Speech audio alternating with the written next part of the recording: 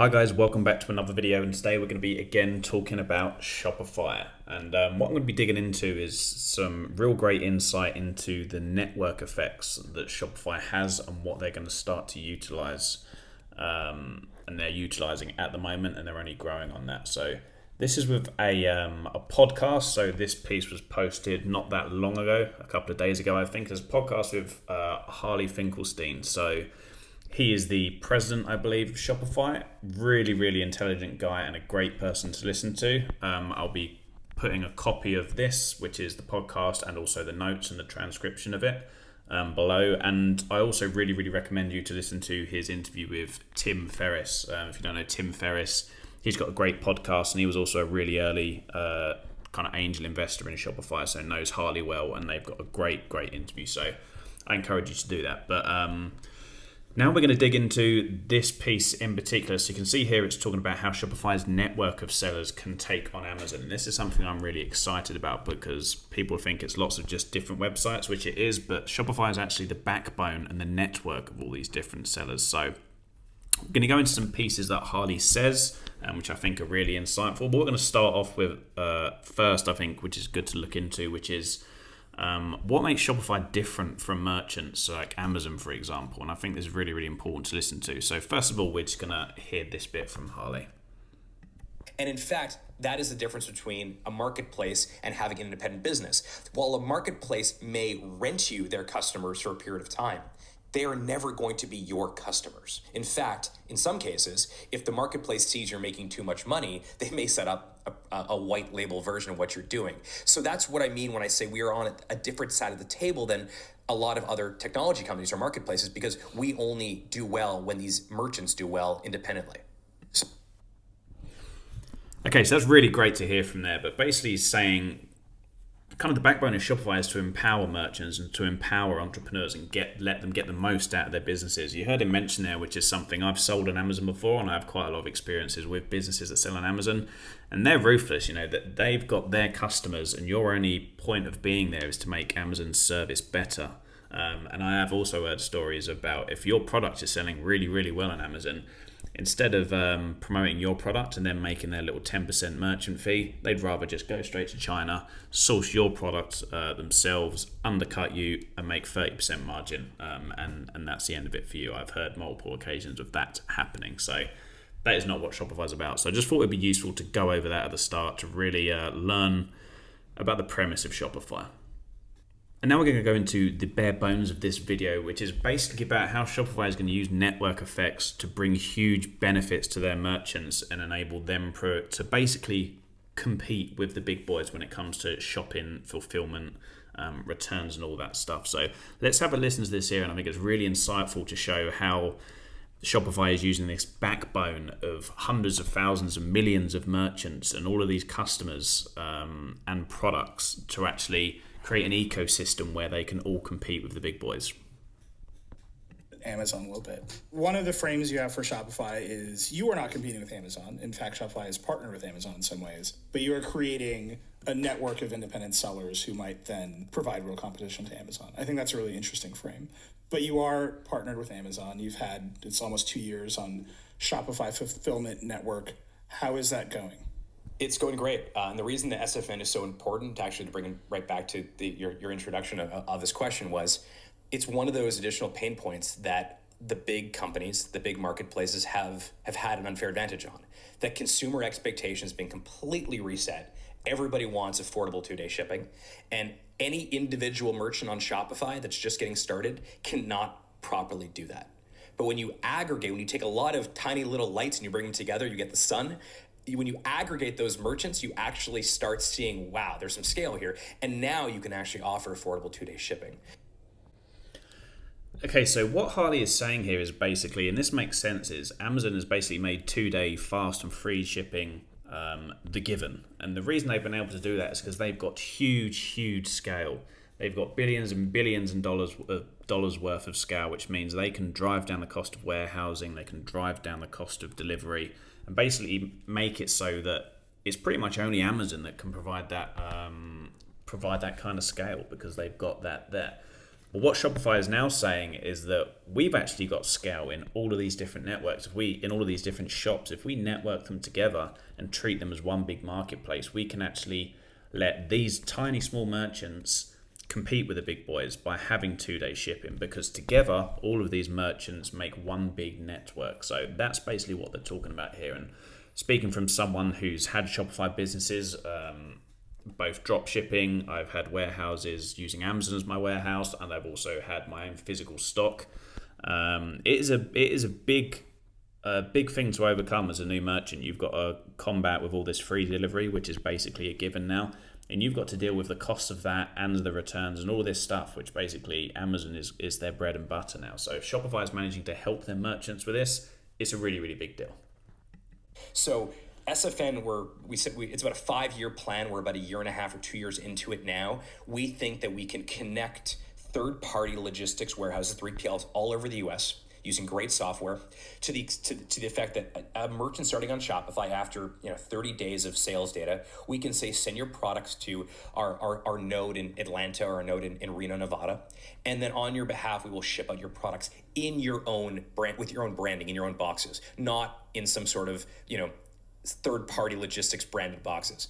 So the reason that SFN, the fulfillment network, is important is the same reason the payments product is important, the capital product is important, that these entrepreneurs on their own cannot necessarily compete at the level they need to. But when we aggregate them and we act as the, and we talk about like some companies are building empires, we're arming the rebels. When we arm the rebels, the result of it is that the rebels become the most beloved brands for consumers. So there, Harley is just kind of repeating what I said there and giving some great detail on it. I've done a video in my previous video, which is about them using machine learning to produce capital options for their merchants. So being able to give loans to their merchants in order for them to scale. And this is exactly the same thing as he's mentioned there. All of these different merchants can have top world-class payment processing software because Shopify has built that to provide to all of their customers. All of these small merchants are getting access to great capital allocations from Shopify to accelerate their business because Shopify can use all the machine learning and use all of this data to pinpoint those people. And this is exactly what they're doing with their fulfillment network here. They can use all of this data and their mass of products and consumers and merchants to provide world-class shipping services for all of their merchants. So really, really great to hear. And that, I think, is what's happening. So you're actually building fulfillment centers, shipping, you're doing all of that work. We are. So our business model around fulfillment is we believe that there are tons of empty warehouses all over the U.S. That's where we're starting right now. Think of, the 3PLs that used to supply J.Crew or used to do all the logistics for Forever 21.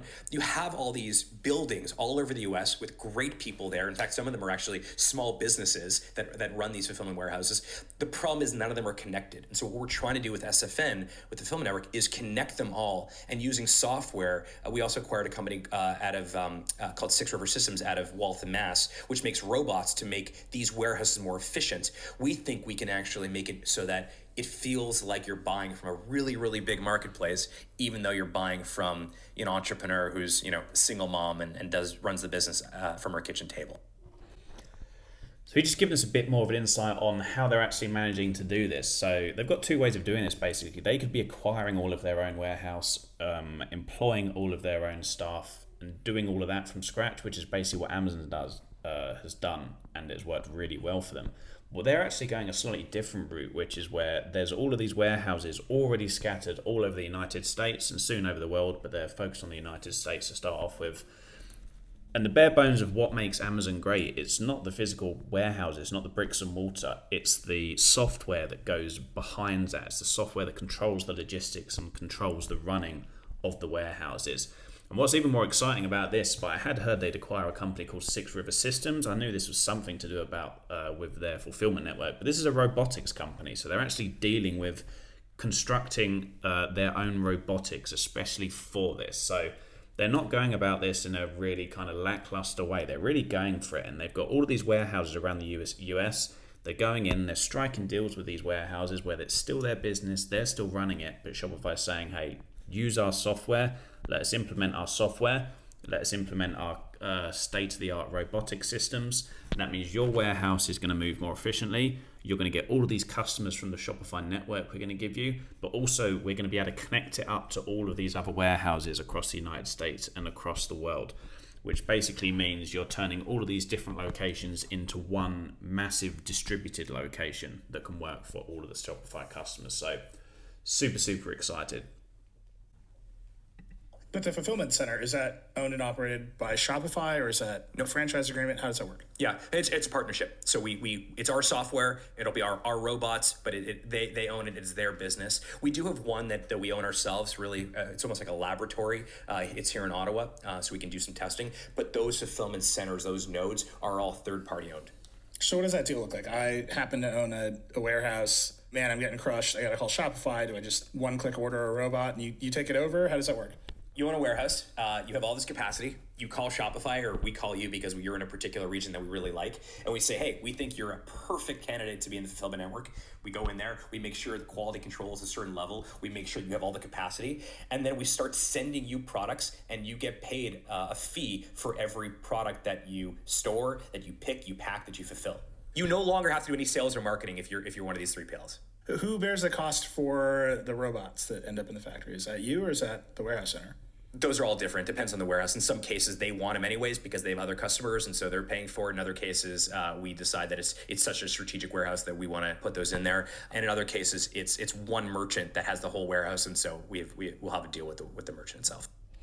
So I think that gives us enough detail about how they're actually aiming to do this. But what I wanted to get across in this video is kind of like I've said before, but there is so much going on behind the scenes of Shopify. What I love about this business is they're really all action and no talk. They never talk about their stock price. They never hype up stuff. They never hype up future technologies or what they're working on. They just execute over and over again. And that's why I'm kind of doing these videos, because you just get a little blog post every now and then, or you get, for example, podcasts with the president of Shopify. And they're just releasing this stuff or just talking about this stuff, which is absolutely huge. You know, if this was any other company who really wanted to drive their PR, they would be going mad about all this stuff. But they're just quietly executing in the background. And I think it's amazing. And when they're talking about this distributed network with their unique software and their unique robotics, I mean, this is only making the future of Shopify more and more exciting. And yeah, they're not taking their foot off the gas. I mean, by the sounds of the way they're talking, they're just starting, and they're really, really driven towards this overall goal of helping merchants and helping entrepreneurs get the most out of their business. So I hope this was useful. The podcast really, really is good. Harley is a great person to listen to, super insightful. So again, I'll put a link of this down in the description. I encourage you to give it a listen or have a read through the transcripts. But yeah, I hope this has been useful. If it has, I really appreciate if you could drop a like so I know that. And if you're interested in Shopify and general growth stock investing and how to stack up your wealth for the future, drop a subscribe, and hopefully I'll be producing some more content that you'll like in the future. So thank you again for listening, and I'll speak to you very soon.